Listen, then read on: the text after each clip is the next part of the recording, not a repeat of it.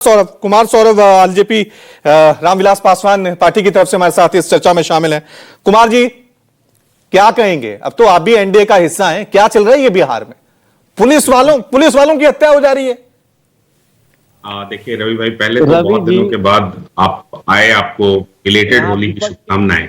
ऐसा है कि हमको दो तीन फैक्ट्स के बारे में जानना चाहिए और बड़ी खूबसूरती से राजीव जी ने कहा कि अब 90 के दशक की बात हम क्यों करें और वो दौर पुराना हो चुका है। देखिए, जब तक भारत है और भारत का इतिहास है तब तक ये फैक्ट्स हम दोहराते रहेंगे कि कैसे गले लगाकर 1999 में करगिल में भारत पर हमला कर दिया गया।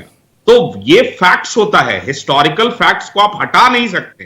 बिहार का वो फैक्ट जब तक बिहार का इतिहास है तब तक रहेगा कि कैसे बिहार में पॉवर्टी का रेट 40% था, क्राइम का रेट विश्व पूरे भारत में सबसे ज्यादा था, 50% से ज्यादा लोग गरीबी रेखा के नीचे थे, लिटरेसी का रेट मात्र 38% था बिहार में। आप हत्याओं का दौर, किडनैपिंग का दौर, बिहार में एकमात्र उद्योग अपहरण, बलात्कार, हत्या, रंगदारी ये उद्योग का रूप ले चुके थे। 1990 के बाद जब देश ग्लोबलाइजेशन की तरफ देख रहा था, बिहार अंधकार, इस जंगल राज के अंधकार की बात थे। अब आते हैं आज की बात। भाई, आपने वो बताया कि तनिष्क के शोरूम में 10 करोड़ का या 25 करोड़ का, जो भी कथित रूप से कहा गया है, लूट हो गई। आप ये नहीं बताए यहां नेशनल टीवी पर कि कुछ घंटे के बाद उन दोनों अपराधियों को पैर में गोली मार दिया गया और पूरा का पूरा रिकवरी हो गया। भाई, आप 14 करोड़ का देश है, ठीक है, बिहार में संसाधनों की कमी रही है, पुलिस पॉपुलेशन रेशियो जो है हमारा कम है, मानते हैं हम। हमारा देश का है 155, हमारा है लगभग 80 के आसपास। अभी एक प्रति लाख व्यक्ति पर यहां पुलिस वाले कम हैं। लेकिन आप यह नहीं कह सकते कि बिहार में नीतीश कुमार जी के राज में सत्ता संरक्षित अपराधी बिहार में घूम रहे। मैं ये दावे के साथ कह सकता हूं और एक एग्जांपल आपको दूंगा। गया में एक मशहूर सर्जन थे, उनके दामाद आईपीएस थे, उनको उस जमाने में एक एस्टीम कार दिया था और यहां आरजेडी के विधायक उस कार को ट्राई करने के लिए ले जाते हैं, वो गायब हो जाता है, बहुत दिन तक अनुसंधान होता है। फाइनली वो सर्जन, चूंकि आईपीएस के ससुर थे, वो सीएम हाउस जाते हैं इसकी शिकायत करने, तो देखते हैं कि वहां पोर्टिको पर वही कार लगी हुई होती है। ये वो दौर था रवि जी, जब किडनैपिंग का रैंसम सीएम हाउस में नेगोशिएट किया जाता था। आप कैसे कंपेयर कर सकते हैं उसको और आज के दौर को? आज कौन सा अपराधी है बिहार में जो कह सकता है कि वो अपराध करके वो खुलेआम बिहार में घूम सकता है? मुझे उसका नाम बताइए।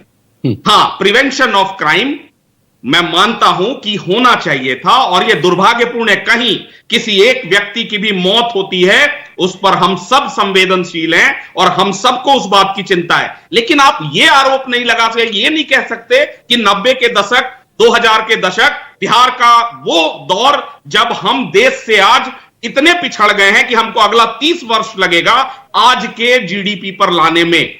लेकिन यह भी आपको नहीं भूलना चाहिए कि 30,000 करोड़ का जीडीपी कुमार जी, आज 15 गुना बढ़ चुका है। ठीक है कुमार जी, आपने अपनी बात रखी। आप कह रहे हैं कि तनिष्क ज्वेलरी में जो लूट हुई थी उसके बाद अपराधियों को पकड़ लिया गया था, रकम बरामद कर ली गई थी।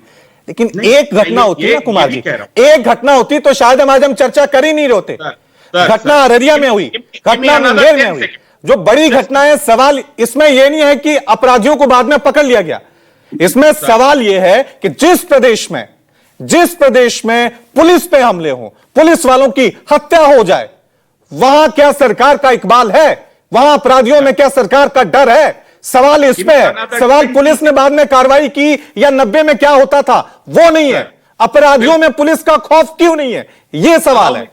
Allow me to respond. Yes sir, आप ये बताओ कि कहीं भी अररिया, मुंगेर या कहीं भी, मैं कह रहा हूं, दावे के साथ कह रहा हूं, पिछले 10 वर्षों में कई ऐसी घटनाएं हुई हैं, लेकिन आपको देखना होगा कि उनमें कौन से लोग आ रहे हैं सामने, उनका पॉलिटिकल कनेक्शन क्या है। दूसरा, बंगाल में आपको याद होगा अभी विधानसभा चुनाव के समय में ईडी और सीबीआई के लोगों पर बम फोड़े जा रहे थे। क्या हम ये कह रहे हैं कि वहां सरकार नहीं है? वेस्ट बंगाल में क्या हम ये कह रहे हैं?